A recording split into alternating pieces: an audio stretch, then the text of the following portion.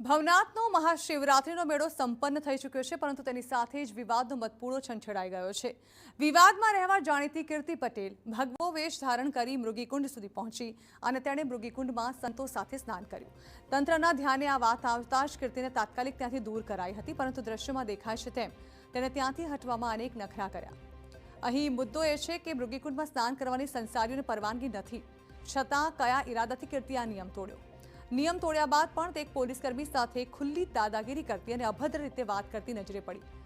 સવાલ એ કે સંન્યાસીઓની ભીડની વચ્ચે કીર્તિ મૃગીકુંડ સુધી પહોંચી જ કેવી રીતે? કીર્તિને જૂનાગઢના ભારતીય આશ્રમ અને હરિહરાનંદ બાપુનો સપોર્ટ હોવાની ચર્ચાએ જોર પકડ્યું છે અને ભારતીય આશ્રમના ડાયરાઓમાં પણ તે રૂપિયા ઉડાવતી નજરે પડી રહી છે। ઘટનાથી સાધુ સંતોમાં રોષ છે અને કડક પગલાંની ઉઠી રહી છે માંગ।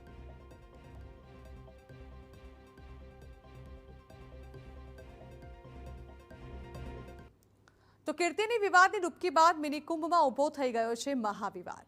કીર્તિ ભગવા વસ્ત્ર ધારણ કરીને સાધુઓની ભીડ વચ્ચે જ મૃગીકુંડમાં પહોંચી હતી અને નાગા સાધુઓ સાથે જ તેણે મૃગીકુંડમાં ડૂબકી લગાવી। જો કે કેટલાક સાધુઓના ધ્યાને આ વાત આવતા તેમણે તંત્રને જાણ કરી હતી અને ત્વરિતપણે કીર્તિને મૃગીકુંડમાંથી બહાર કાઢવામાં આવી। સમગ્ર મામલે વહીવટીતંત્રએ સ્પષ્ટપણે જણાવ્યું છે કે સાધુ સંતો સાથે ચર્ચા બાદ કીર્તિ પટેલ સામે નિયમ મુજબ કાર્યવાહી થશે। દીધી છે અમને આ વસ્તુની ખબર પડી એટલે તરત જ સાધુ સંતોએ અમારું ધ્યાન દોરતા એને તાત્કાલિક ધોરણે આમાંથી બહાર કાઢવામાં આવી છે અને આ બાબતે ત્રણેય અખાડાના જે સાધુ સંતો છે એમને પૂછી અને આ બાબતમાં જે કંઈ પણ કાયદેસર કાર્યવાહી પણ કરવાની થતી હશે તો એ અમારા દ્વારા કરવામાં। તો મૃગીકુંડમાં સ્નાન બાદ કીર્તિના અન્ય વિડીયો પણ સામે આવ્યા હતા, જેમાં તે રવેડી વખતે પણ ભગવા વેશમાં દેખાઈ રહી છે અને નાચતી નજરે પડી રહી છે। તો સુરક્ષા વ્યવસ્થામાં તૈનાત પીઆઈ સાથે ખુલ્લી દાદાગીરી કરતી કીર્તિ કેમેરામાં કેદ થઈ છે। તેણે પીઆઈને ધમકી આપી હતી કે આમ પાછળ પાછળ નહીં ફરવાનું, તે કોઈ આરોપી નથી।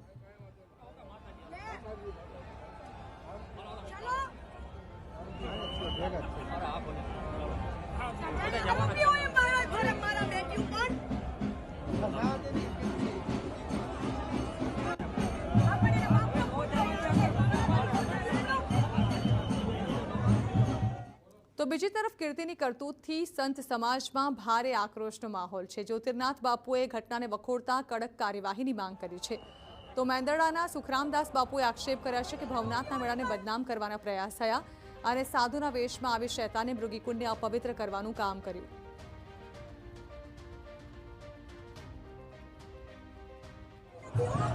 ભગવો કપડાં પહેરીને લોકોને મૂર્ખ બનાવીને પોલીસને મૂર્ખ બનાવીને સ્નાન કરે છે। ખરેખર આ એકદમ નિંદનીય ઘટના છે।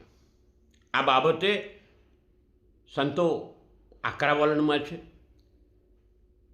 આજે એ બાબતે જૂનાગઢના સંતો બેસશે અને નિર્ણય કરશે શું પગલાં લેવા, પણ કાયદાકીય પગલાં લેવા જ જોઈએ। ક્ષમ્ય નથી આ ગુનો। લોકોની ભાવના સાથે ખેલવાડ છે, સંતોની પવિત્રતા સાથેનો ખેલવાડ છે। સાધુ ભેષમાં શૈતાન આવી જાય અને શૈતાન આવીને સાધુ ભેષને બદનામ કરે એવું ના ચાલે। એ મેળાને બદનામ કરવા માટેના આ જે ષડયંત્ર છે, મેળાને બદનામ કરવા માટેના જે આ કોશિશ કર્યા છે, એ લોકોને સજા મળવી જ જોઈએ।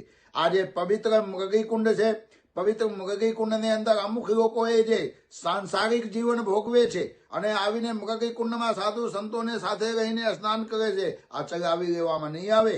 જે વરિષ્ઠ સંતો છે, વરિષ્ઠ સંતોની બેઠક બોલાવીને અને આવા લોકોને ઉપર કાર્યવાહી થવી જોઈએ અને કરવી જોઈએ। તો કીર્તિ પટેલ એક મીડિયા ઇન્ફ્લુએન્સર છે। તે મૂળ સુરતની છે અને અગાઉ ફેશન ડિઝાઇનર તરીકે પણ કામ કરતી હતી, પરંતુ તે સતત વિવાદોમાં રહેવા ટેવાયેલી છે। ગુજરાતમાં જ કીર્તિ પટેલ વિરુદ્ધ 10 જેટલા ગુના નોંધાયેલા છે।